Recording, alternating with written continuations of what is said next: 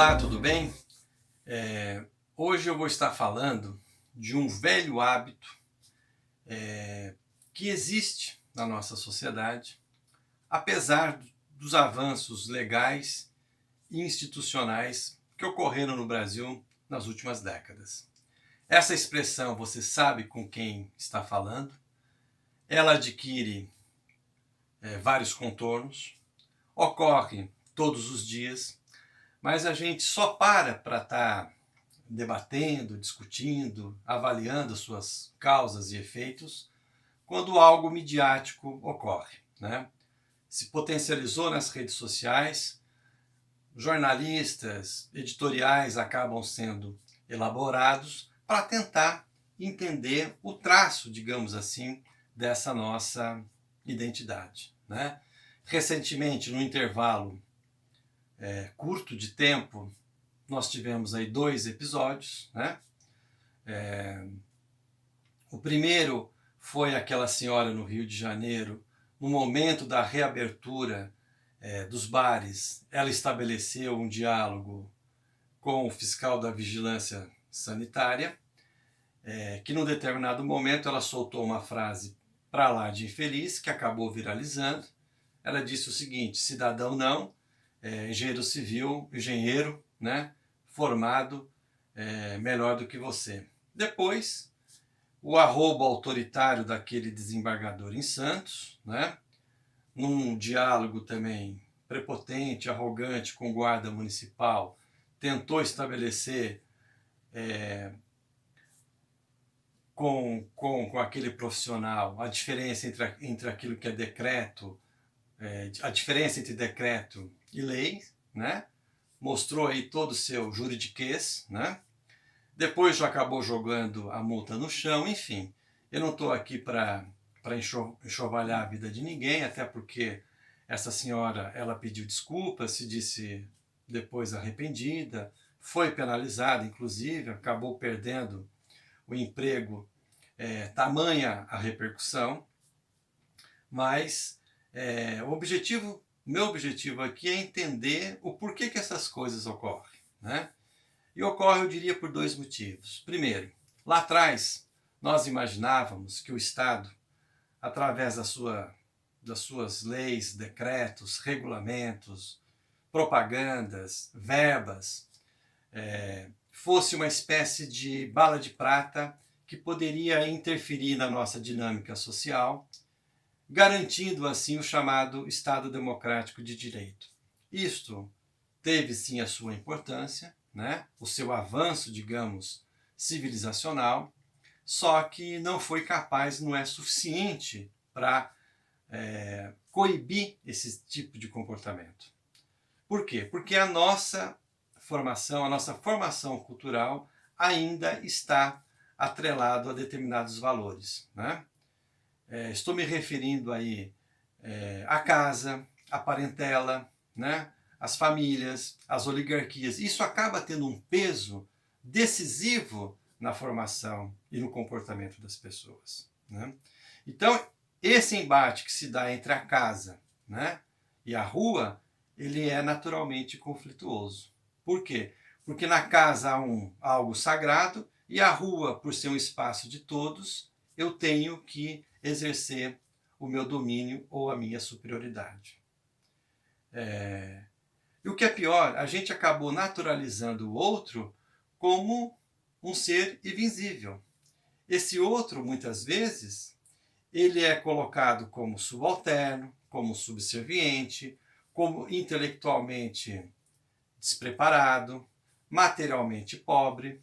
E o que é pior, isso não se dá entre classes sociais antagônicas. Isso ocorre entre as classes sociais menos abastadas. Basta ter um pouquinho a mais, basta ter um emprego diferenciado, um cargo melhor, um bem mais valioso, um diploma superior, que isso acaba ocorrendo, né?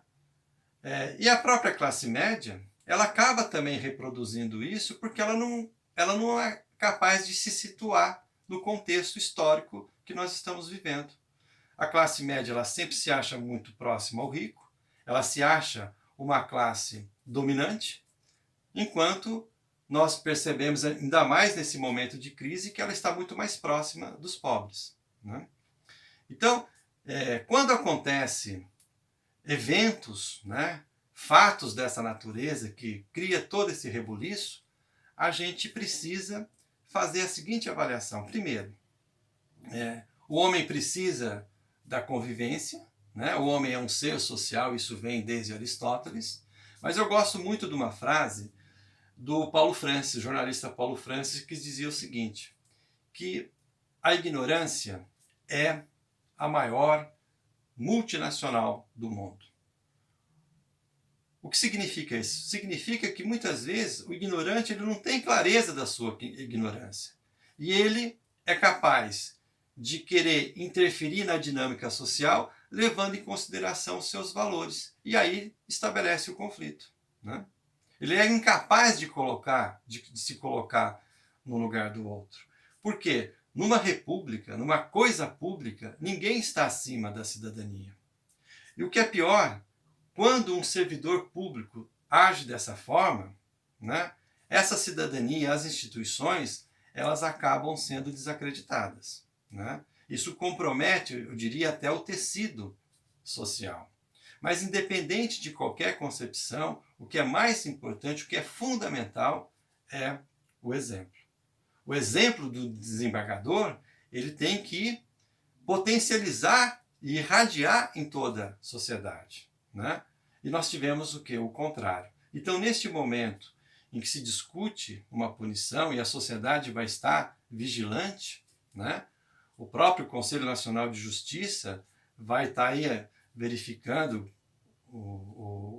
a questão disciplinar, aquilo que todos nós vimos pela internet, que foi amplamente divulgado, isso tende, né, a cair no esquecimento, vai depender muito de como a sociedade ela vai reagir. Porque parece que nós estamos nos acostumando a sempre esperar o ato ou o fato mais incivilizado. Um fato mais incivilizado compete com o outro. E assim nós caminhamos. Eu acho que essa discussão ela é muito pertinente para o momento como nós estamos vivendo, né? Eu recentemente escrevi um texto que fala sobre isso, disponibilizei aí nas redes sociais. O título é o mesmo desse vídeo, você sabe com quem está falando. E eu espero ter aí contribuído, né, para essa discussão. E reafirmando o básico, a cidadania, né, ninguém está acima da cidadania numa sociedade democrática. E a gente tem que valorizar os bons exemplos.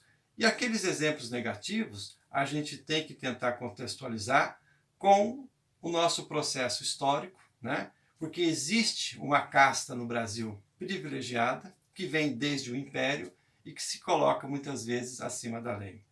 E nós não podemos estar admitindo isso, em hipótese alguma, porque as instituições elas só realmente irão funcionar quando de fato a justiça for igual para todos.